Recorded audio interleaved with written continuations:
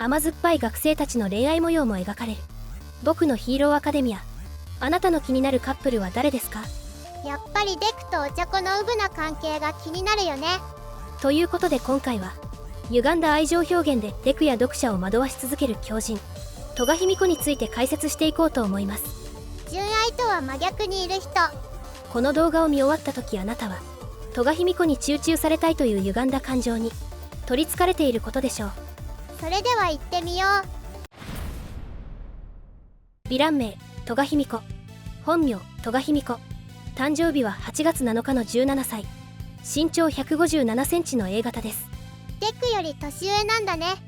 ヴィラン連合幹部の一人で、狂気的に惚れっぽい性格と音も立てない隠密行動が得意な猟奇的殺人者で、行動原理が分からずダビや死柄木とはまた違った危険人物です。何をするかわからないから、ある意味一番危険なヴィランかもしれないね。もともとはヒーロー殺しステインの熱狂的ファンで、ステインが逮捕されたことがきっかけで彼が所属していたヴィラン連合に加入するも、ステ様になりたい、ステ様を殺したいと笑顔で宣言している様子を見て、ダビからはイカレ野郎と言われるほど世間の常識とはかけ離れた思考回路を持っています。ダビは人のこと言えないイカレ野郎だと思うけど。初登場は林間合宿編で、肝試し中の熱い露とお茶子を襲撃。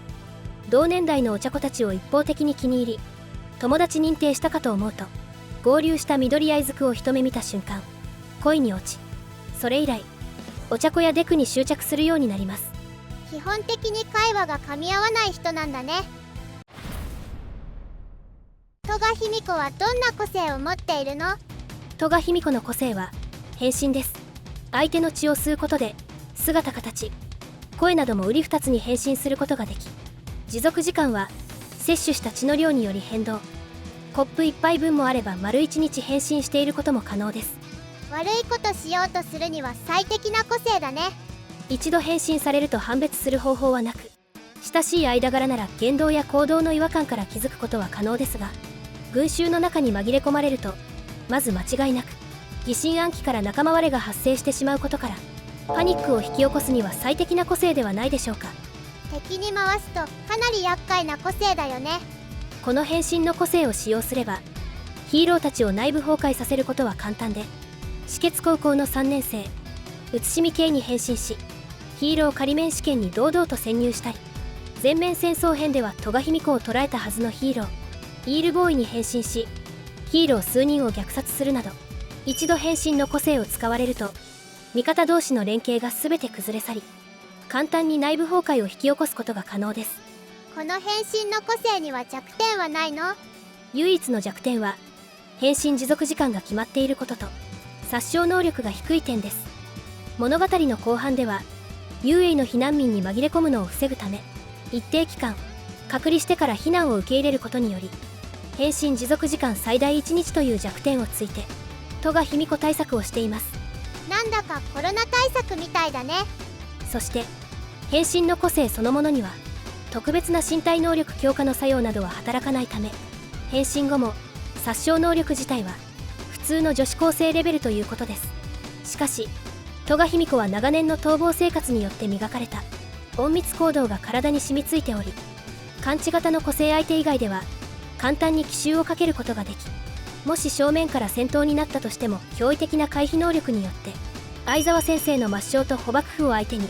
競り勝って逃走しています。怠慢で相沢先生から逃げ切ったのって戸賀卑弥呼だけじゃないかな。さらにこの個性には覚醒することで変身した相手の個性まで使用することができるようになります。この変身後の個性使用については条件があり、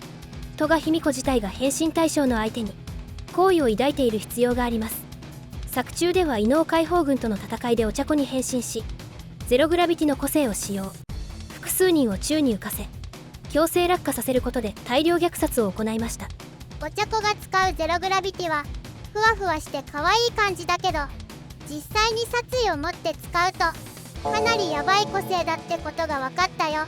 でもさ、なんで好きな人しか個性が使えないのかな？それには戸賀卑弥呼の生い立ちと恋愛観が関係してきます。戸賀卑弥呼の恋愛観はどんなものなの？一言で言うと好きな人の真似をしたいです。それって年頃の女子高生なら普通なんじゃないの？確かにそうなのですが、戸賀卑弥呼の場合、真似をしたいの範疇が常軌を逸しており、好きな人と一緒になりたい、同じものを身につけたい、その人自身になりたい、最終的に切り刻んで一緒になりたいという極度のメンヘラと自傷行為が極まってしまった性癖の持ち主で、中学時代には好きだったクラスメートの男子を切り刻み血を吸ってしまうという事件を起こしています。愛情が重たいの極みみたいな感じだね。彼女の性癖はそのまま個性の変身にもつながっており、好きな相手と一緒になりたいという願望を苦肉にも変身の個性が叶えてしまったことで、吸血衝動が収まらなくなり、連続失血事件を起こした凶悪逃亡犯として警察やヒーローに追われることになりました。生まれついての性癖が世間には受け入れられなかったんだね。彼女がヴィラン連合に加入した動機も、異常者が生きづらい世の中を変えたいという現在のヒーロー社会とは真逆の世界を望んでおり、困難を乗り越えるための合言葉プルスウルトラと真逆の意味を持つ、さらに混沌に落ちていくという意味のプルスケオスという思想を持って行動しています。そんな彼女ですが、仲間への愛情は深く、ヴィラン連合は居心地がいいと思っているようで、信楽戸村にシエハス再開への出向を命じられた時は、嫌なことはしたくないとヴィラン連合への愛着を口にしていました。またヴィラン連合のメンバーについては、家族にも似た愛情を感じているようで、TWICE がホークスに殺された際、異常者たちを救ってくれないヒーローたちに対して怒りをあらわにし、憎悪の表情を覗かせています。確かに異常者側からしたら、自分たちは助けてくれないヒーローたちに不満を持つ気持ちはわかる気がするよ。その後、お茶子と交戦した際、お互いにデクが好きな者同士仲良くなれるかもと思っていた戸賀卑弥呼はお茶子から、好きに生きて他人を脅かすならその責任は受け入れなきゃいけないと言われたことで完全に決別。この事件はお茶子の心にも大きな影を落とし、ヒーローの在り方について自問自答するようになっていきました。ダビとか信楽戸村はヴィランになってしまった原因がはっきりしてるから、まだ更生できるかもしれないけど、戸賀卑弥呼の場合は生まれつきの性癖だから、一番救うのが難しいヴィランかもしれないね。最終決戦では戸賀卑弥呼は何をしているの？圧倒的戦力差のヴィランに対して撃破するために局地戦を仕掛けたヒーローたち。戸賀卑弥呼は明確な狙いがわからない予測不能の危険人物として、ギャングオルカやお茶子が配備された奥戸島にて3体の脳無を引き連れ交戦中です。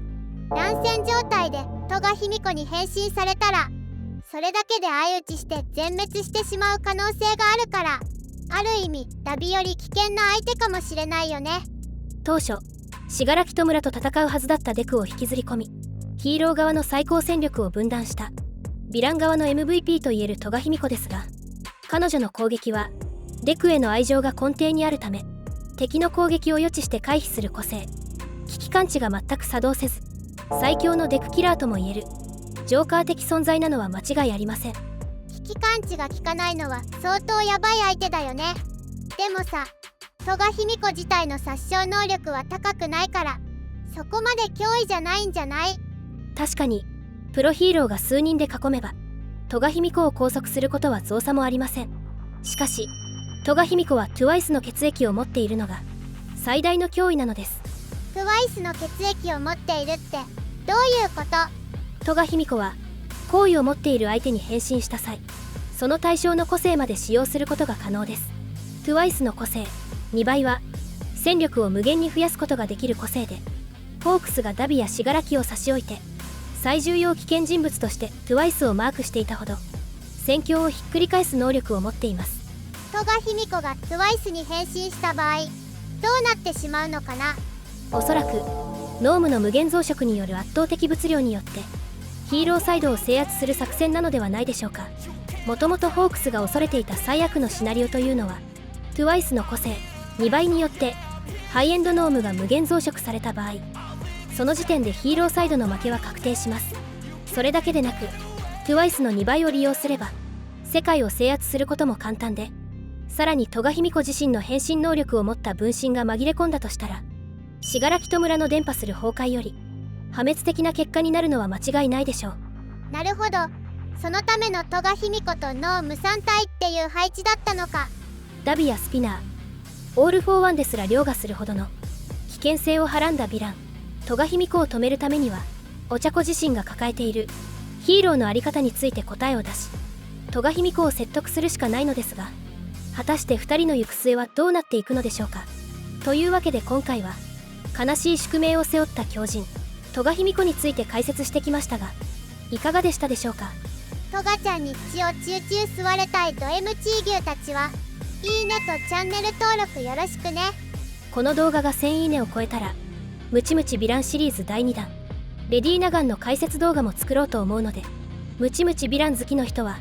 いいねもよろしくお願いします。それでは次回の動画でお会いしましょう。クルスウルトラ